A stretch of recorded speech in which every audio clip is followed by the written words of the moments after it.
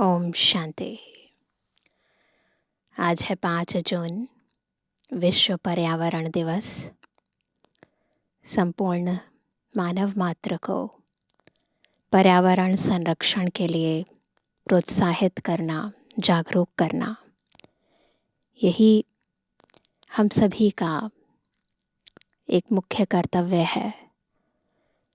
और संपूर्ण सृष्टि का जो रचयिता है, विश्व कल्याणकारी शिव बाबा भी हमें प्रकृति सहित समस्त जीवात्माओं को कैसे अंदर और बाहर दोनों से पावन बनाना है, उसकी विधि बताते हैं। और जब भी सत्य के मार्ग पर या पवित्रता के मार्ग पर कोई भी कार्य किया जाता है तो कुछ ऐसी आत्माएं भी होती हैं जो उसमें विघ्न डालती हैं। कुछ विघ्न अंदर से आते हैं संस्कार और स्वभाव के रूप में, और कुछ विघ्न बाहर से आते हैं, परंतु है सब विकारों का ही भिन्न भिन्न स्वरूप। और इन विकारों से मुक्ति पाने का केवल एक ही तरीका है कि बाबा को दिल से, सच्चे दिल से याद करो। आज की मुरली भी कैसे हमें अपनी आंतरिक सच्चाई से, पवित्रता से हर विघ्न का सामना करना है, कैसे तूफान में भी अपने आप को अचल अडोल रखना है, उसे तोहफा समझकर आगे बढ़ना है, सिखा रही है। सुनते हैं प्यारे बाबा के मधुर महावाक्य।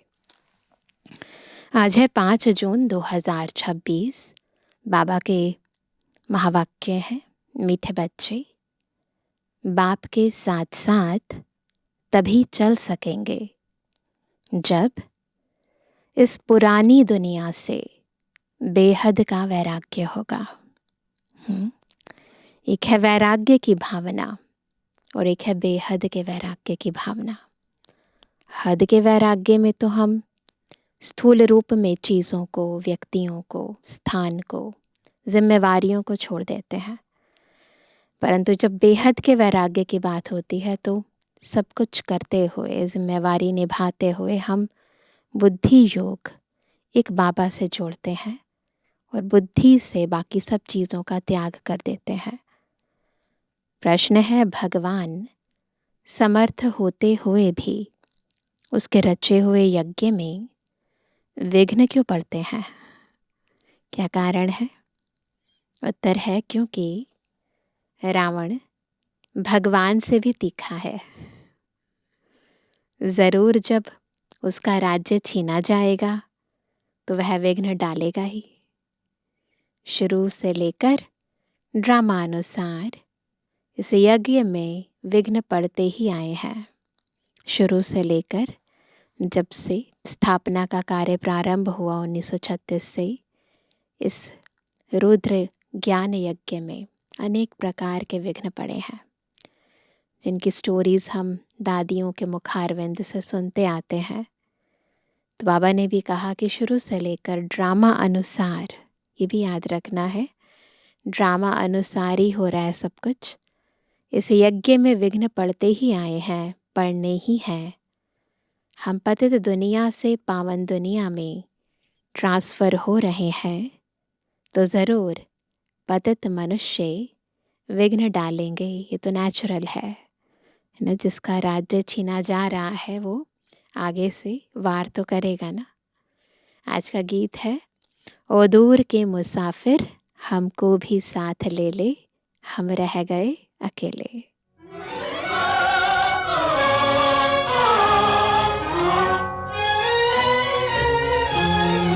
ओ दूर के मुसाफिर हमको भी साथ ले ले रे, हमको भी साथ ले ले, हम रह गए अकेले।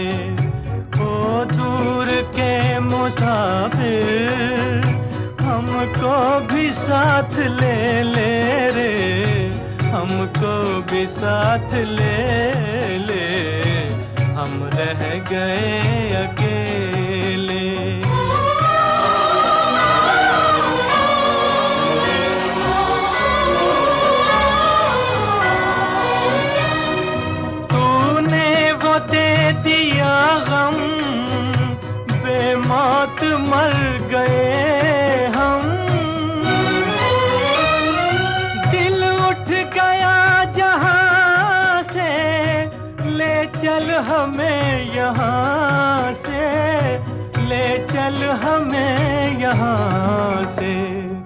किस काम की ये दुनिया जो जिंदगी से खेले रे, हमको भी साथ ले ले, हम रह गए अकेले।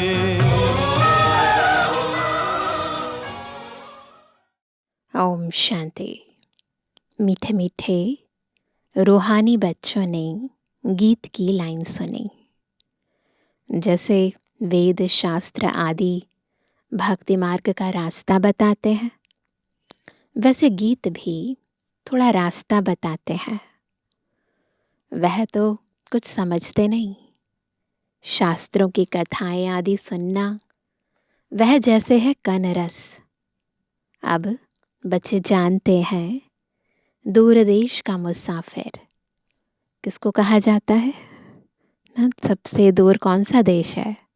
हमारा देश, परम धाम। आत्मा जानती है हम भी दूर के मुसाफिर हैं। हमारा घर शांति धाम है। मनुष्य इन बातों को नहीं समझे तो गोया कुछ नहीं समझे। बाप को न जानने से सृष्टि चक्र को कोई नहीं जानते हैं। सबसे पहले बाबा को जानना, फिर चक्र को जानना। यह आत्मा समझती है कि शिव बाबा कहते हैं मैं टेम्परेरी जीव आत्मा बनता हूँ। हमारी तरह नहीं है, टेम्परेरी बनते हैं। तुम स्थायी जीव आत्मा हो। मैं सिर्फ संगम पर ही टेम्परेरी जीवात्मा हूँ। सो भी तुम्हारे मुआफिक नहीं बनता। मैं इस जीव में प्रवेश करता हूँ अपना परिचय देने। नहीं तो तुमको परिचय कैसे मिले?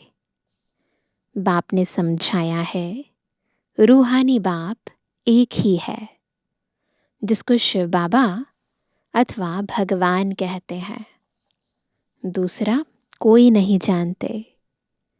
इसमें पवित्रता का भी बंधन है। बड़े ते बड़ा बंधन है अपने को आत्मा समझना।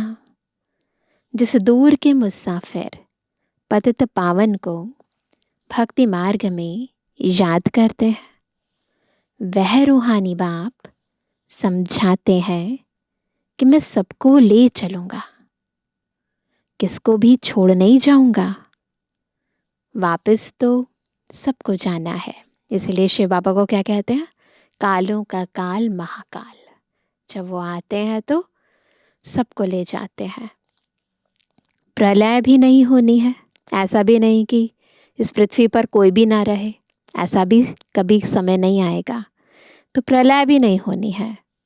भारत खंड तो रहता ही है। भारत खंड का कभी विनाश नहीं होता है। सतयुग आदि में सिर्फ भारत खंड ही रहता है। कल्प के संगम पर जब बाप आते हैं तो आदि सनातन देवी देवता धर्म स्थापन करना होता है। बाकी सब धर्म विनाश होने हैं।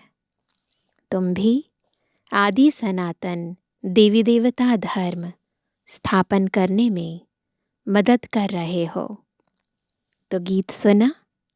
कहते हैं बाबा हमको भी साथ ले चलो। बाप कहते हैं ऐसे साथ में कोई चल ना सके जब तक पुरानी दुनिया से वैराग्य न आए। तो साथ जाने के लिए पहली कंडीशन, पुरानी दुनिया से वैराग्य। नया मकान बनता है तो पुराने से दिल टूट जाती है। तुम भी जानते हो यह पुरानी दुनिया खत्म होनी है। अब नई दुनिया में चलना है। जब तक सतु प्रधान नहीं बनेंगे तब तक सतु प्रधान देवी देवता बन नहीं सकेंगे। इसलिए बाबा बार बार समझाते हैं अपने को आत्मा समझ बाप को याद करते रहो। याद करने से आत्मा सतो प्रधान बनेगी और फिर सतो प्रधान दुनिया के लायक बनेगी। सदगति करने वाला दूर का मुसाफिर एक ही आया हुआ है, उनको दुनिया नहीं जानती। सर्वव्यापी कह दिया है। अभी तुम बच्चे नंबरवार पुरुषार्थ अनुसार जानते हो कि हम शिव बाबा की संतान हैं। सब जानते हैं कि हम बाबा की संतान हैं, परंतु कोई दिल से जानते हैं, कोई दिमाग से जानते हैं, कोई पूरा जानते हैं, कोई अधूरा जानते हैं, तो नंबरवार हो जाते हैं। आते भी हैं तो समझते हैं हम बाप दादा के पास जाते हैं, तो यह फैमिली हो गई। यह है ईश्वरीय फैमिली। किसको बहुत बच्चे होते हैं तो बड़ी पलटन हो जाती है। पुराने ज़माने में तो कईयों को बहुत सारे बच्चे होते थे, तो बाबा कहते तो ऐसा लगता है पूरी पलटन आ गई है। शिव बाबा के बच्चे जो इतने बीके भाई बहन हैं, यह भी बड़ी पलटन हो जाती है। ब्रह्मा कुमार कुमारियाँ सब जानते हैं हम बेहद के बाप से वर्षा लेते हैं।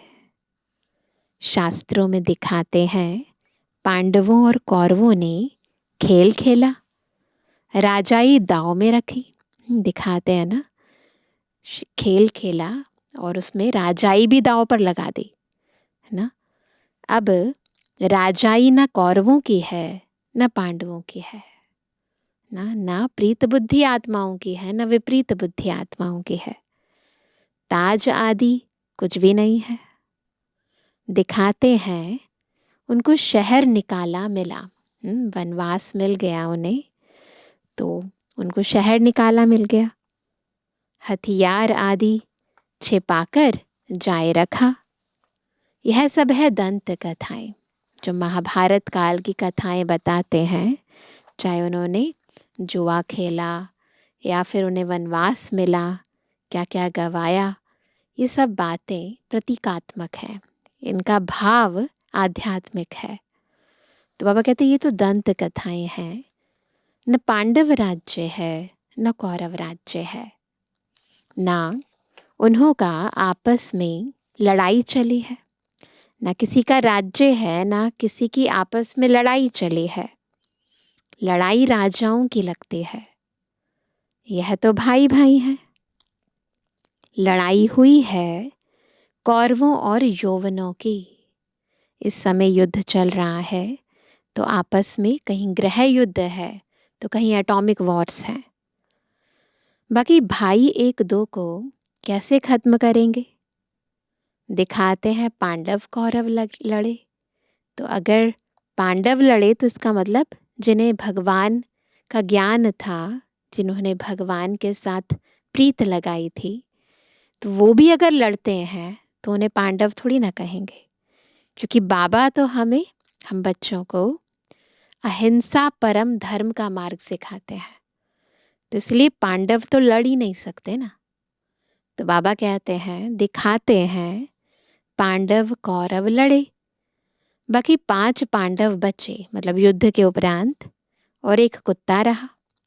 कहानी बताते हैं ना, युद्ध खत्म हो गया, फिर हिमालय पर चले गए, एक कुत्ता साथ में ले गए। तो बाबा कहते हैं वह भी सब पहाड़ पर गल मरे, ऐसे स्टोरी बताते हैं। खेल ही खलास, तो मतलब कोई रहा ही नहीं, तो युद्ध क्यों की? राजयोग का अर्थ ही नहीं निकला। अभी तुम बच्चे जानते हो, बाप कल्प कल्प आकर एक धर्म की स्थापना करते हैं। बुलाते भी हैं, हे पतित पावन बाबा आओ, आकर पतित से पावन बनाओ। सतयुग में सूर्यवंशी राजधानी ही होती है। ब्रह्मा द्वारा विष्णुपुरी की स्थापना हो रही है। अब बाप आए हैं, तो उनके डायरेक्शन पर चलना है। कन्याओं को तो नहीं कहेंगे कि गृहस्थ व्यवहार में रहते कमल फूल समान रहो, वह तो है ही पवित्र। यह गृहस्थियों के लिए कहा जाता है। कुमार और कुमारियों को तो शादी करनी ही नहीं चाहिए, नहीं तो वह भी गृहस्थी हो पड़ेंगे। कुछ गंधर्वी विवाह का नाम भी है। शास्त्रों में जो कहानियाँ बनाई हैं उसका आधार संगम पर जो बाबा ने विशेष कर्तव्य बीके भाई बहनों द्वारा कराए। तो ऐसे ही बाबा ने कहा कि कुछ गंधर्वी विवाह का नाम भी है। बाबा के टाइम पर गंधर्वी विवाह किया गया। कन्या पर मार पड़ती है तो लाचारी हालत में गंधर्वी विवाह कराया जाता है। वास्तव में मार भी सहन करनी चाहिए, परंतु अधर कुमारी नहीं बनना चाहिए, है ना। अगर निश्चय हो गया कि यही मेरा बाबा है तो चाहे कुछ भी हो जाए, है ना, चाहे कोई कुछ भी कहे या मार पड़े, पक्का रहना चाहिए ना। पवित्रता, ये धारणा बीके भाई बहनों की बहुत पक्की होनी चाहिए। बाल ब्रह्मचारी का नाम बहुत होता है। शादी की तो हाफ पार्टनर हो गए। तो बाबा बता रहे हैं अंतर आ जाता है ना प्रारब्ध में। कुमारों को कहा जाता है तुम तो पवित्र रहो। गृहस्थ व्यवहार वालों को कहा जाता है गृहस्थ व्यवहार में रहते कमल फूल के समान बनो ना। तो जैसी जिस आत्मा की कंडीशन है वैसे उसे श्रीमत दी जाती है। उन्हों को ही मेहनत होती है। घर गृहस्थ में रहते पवित्र बनना, इसमें बहुत मेहनत है। शादी न करने से बंधन नहीं रहेगा। कन्या को तो पढ़ना है और ज्ञान में बहुत मजबूत रहना है। छोटी कुमारियां जो सगीर हैं उनको तो हम ले नहीं सकते। जो अभी बालिग नहीं है उनको नहीं ले सकते ना। वह अपने घर में रहकर पढ़ सकती हैं। माता पिता ज्ञान में आए तो सगीर को ले सकते हैं, परमिशन लेनी पड़ती है ना। तो पेरेंट्स अगर ज्ञान में चलते हैं तो उनकी परमिशन से सेवा में ले सकते हैं। यह तो स्कूल का स्कूल है, घर का घर है, और सत्संग का सत्संग। सत माना एक बाप, जिसके लिए ही कहते हैं ओ दूर के मुसाफिर। आत्मा गोरी बनती है। बाप कहते हैं मैं मुसाफिर सदा गोरा रहता हूँ। गोरा यानी पवित्र, प्योरिटी में रहने वाला हूँ। मैं आकर सभी आत्माओं को पवित्र गोरा बनाता हूँ। और तो कोई ऐसे मुसाफिर है नहीं, है ना। और कोई हमारे जैसा मुसाफिर नहीं है जो गोरे थे काले बन गए। तो जो गोरे थे और अब काले बन गए उनको ही परम पवित्र शिव बाबा आकर फिर से गोरा बनाते हैं। बाप समझाते हैं मैं आया हूँ रावण राज्य में। यह शरीर भी पराया है। तुम्हारी आत्मा कहेगी यह हमारा शरीर है। बाबा कहेंगे यह हमारा शरीर नहीं है। ये शरीर हम आत्मा कहेंगे ना, ये मेरा शरीर है।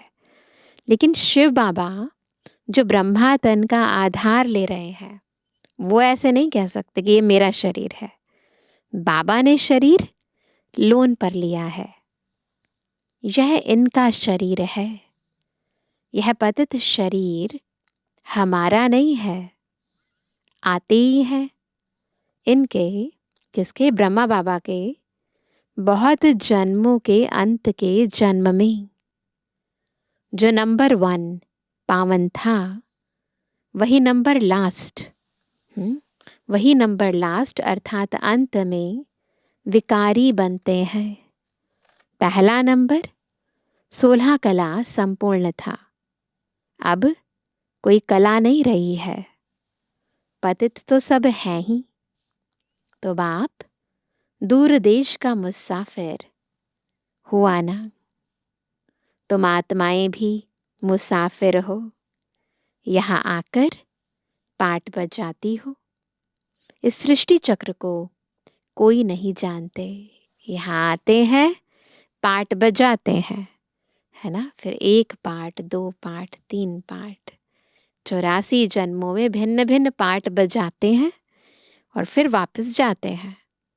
तो ये सारा चक्र और कोई नहीं जानते हैं। भल कोई कितना भी शास्त्र आदि पढ़ा हो, परंतु यह ज्ञान कोई नहीं दे सकते।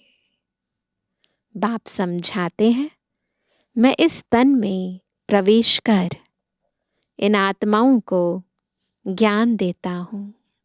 वह तो मनुष्य को शास्त्रों का ज्ञान देते हैं, वह हो गए भगत। बाकी जो दुनिया के सत्संग होते हैं, वहाँ तो मनुष्य आत्माएं ही कथाएं सुनाती हैं, सत्संग कराती हैं, तो वो तो हो गए भगत। सदगति दाता तो एक ही है, वही ज्ञान का सागर है। उनको न जानने कारण देह अभिमान आ जाता है। वह कोई यह तो समझाते नहीं है कि अपने को आत्मा निश्चय करो। आत्मा पड़ती है, यह कोई समझाते नहीं है, क्योंकि देह अभिमान है। अभी दूर का मुसाफिर तो शिव बाबा को ही कहेंगे। तुम जानते हो, हम 84 जन्म का चक्र लगा चुके हैं। बाप कहते हैं 5000 वर्ष पहले भी समझाया था कि बच्चे, तुम अपने जन्मों को नहीं जानते हो, मैं जानता हूँ। गीता में आटे में लून मिसल कुछ है। वही गीता का एपिसोड, वही महाभारत की लड़ाई, वही मन मना भव मध्याजी भव का ज्ञान है। माम एकम याद करो। लड़ाई भी बरोबर लगी है। जो शास्त्रों में गायन है, वो शास्त्र, उनके पीछे जो वास्तव में घटनाएं घटी हैं, जो संगम युग पर बाबा ने अपना पाठ बजाया है, अब वो समय चल रहा है। तो बाबा कहते ये सब कुछ हुआ है, लेकिन उन्होंने कथाओं के रूप में बना दिया है। पांडवों की विजय हुई, विजय माला विष्णु की गाई जाती है। शास्त्रों में तो दिखाया है पांडव गल मरे, फिर माला कहाँ से बनी? अगर अस्तित्व ही खत्म हो गया तो फिर बाबा के गले का हार कैसे बने, राजाई में कैसे आए?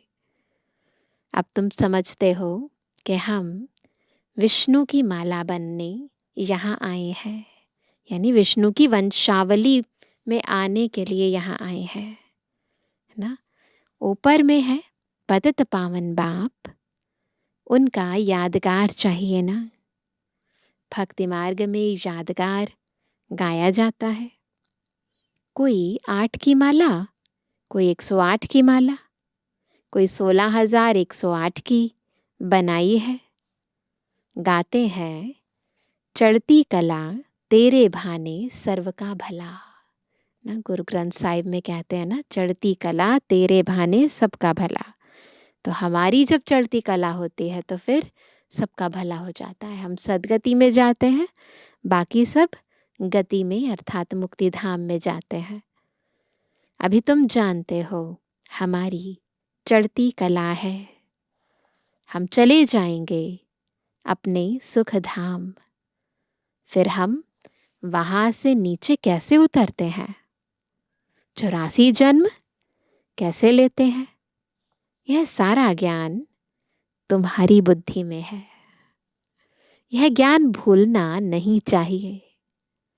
हमारे सब दुख दूर करने श्राप मिटाए सुख का वर्षा देने बाप आया है।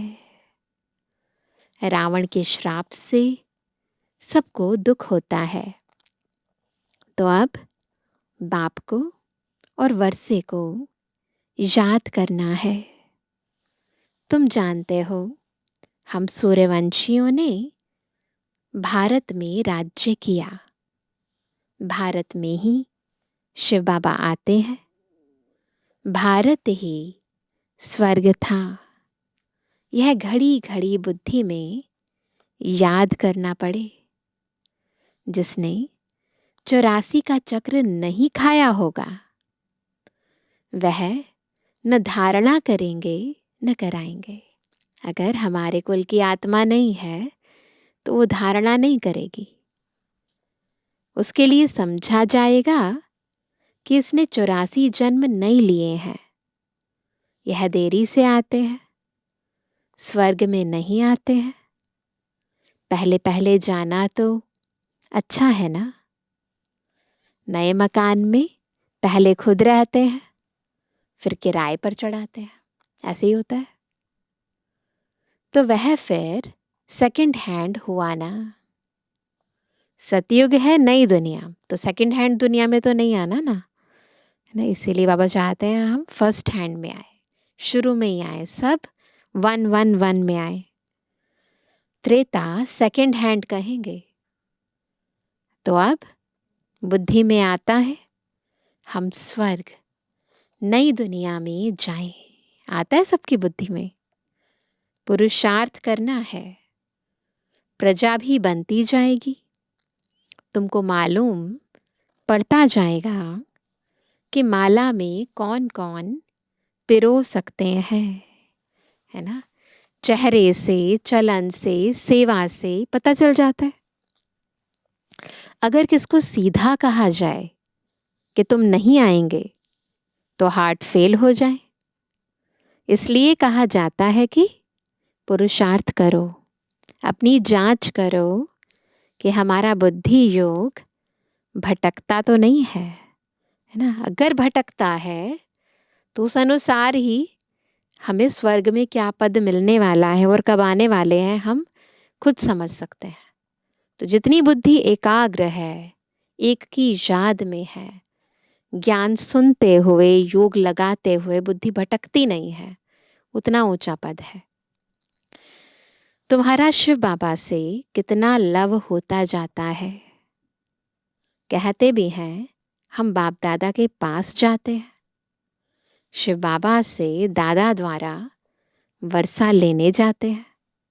ऐसे बाप के पास तो कई बार जाएं, परंतु गृहस्थ व्यवहार भी संभालना है ना। बार बार मधुबन आते रहेंगे तो फिर नौकरी गृहस्थ वो कैसे संभालेंगे।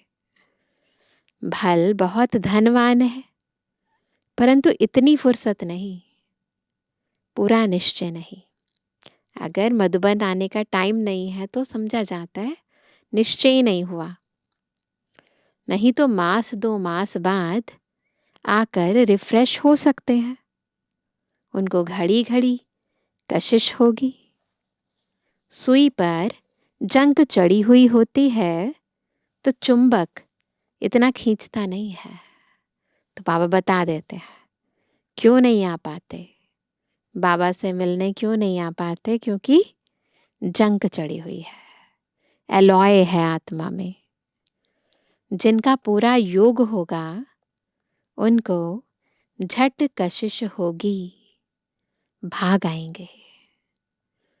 जितनी कट उतरती जाएगी उतनी कशिश होगी। हम चुंबक से मिले।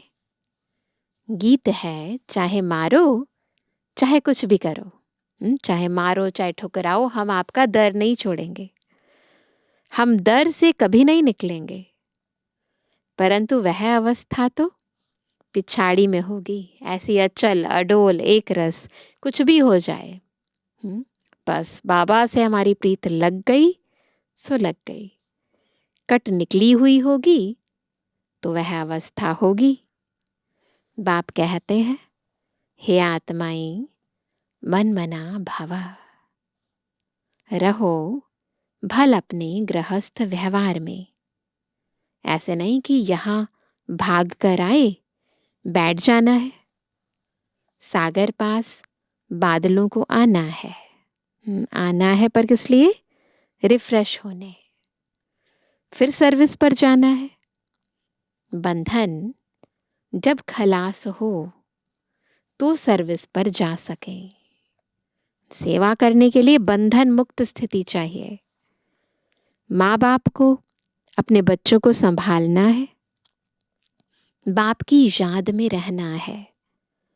पवित्र बनना है।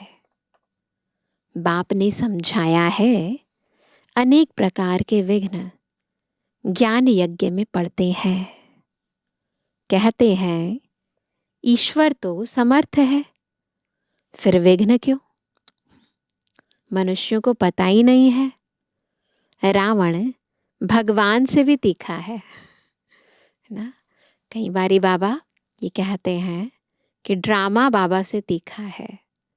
ये भी कहते हैं कि बाबा सर्वशक्तिमान है।